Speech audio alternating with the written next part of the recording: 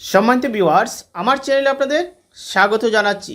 আমরা ডিজিটাল বাংলাদেশের শব্দ শুনেছি এবং তার বাস্তব রূপও দেখেছি। আমরা শুনতে পাচ্ছি ক্যাশলেস সোসাইটি, আর তার সাথে নতুন যুগ হচ্ছে বাংলাদেশে স্মার্ট বাংলাদেশ। কেমন হবে এই স্মার্ট বাংলাদেশ? 2041 সালে বাংলাদেশের স্বপ্ন উন্নতি সমৃদ্ধ এক দেশের কাতারে নিয়ে যাওয়ার জন্যই আমাদের রূপরেখা প্রণয়ন করছে স্মার্ট বাংলাদেশ।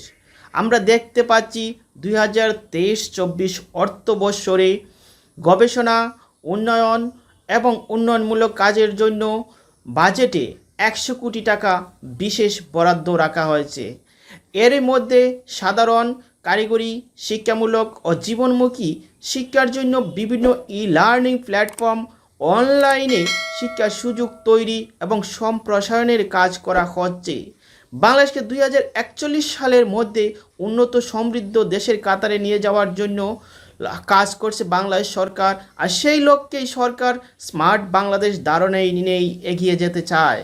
সরকারের পরিকল্পনা অনুযায়ী ভবিষ্যতে বিভিন্ন বিশ্ববিদ্যালয়ের গবেষণা ও উদ্ভাবন কেন্দ্রের মাধ্যমে 80,000 তরুণ তরুণীকে অগ্রসর প্রযুক্তি ও উদ্ভাবনী বিষয়ে প্রশিক্ষণ দেওয়া হবে।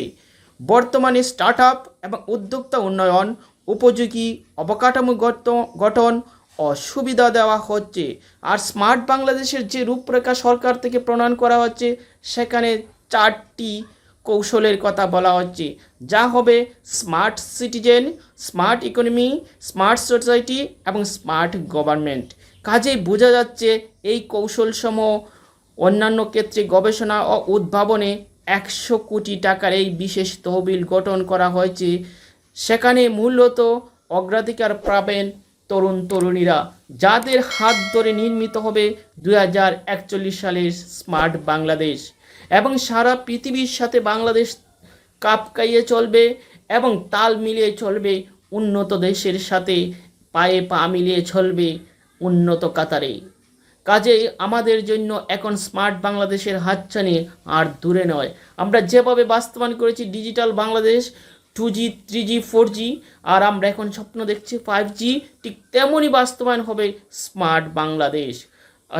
আজকের ভিডিওটি এখানেই, আর আমরা মানসিকভাবে প্রস্তুতি নেব, সামনে এগিয়ে যাব স্মার্ট বাংলাদেশের রূপরেখা নিয়ে। দেখা হবে নেক্সট ভিডিওতে অন্য কোনো বিষয়ে। ধন্যবাদ সবাইকে।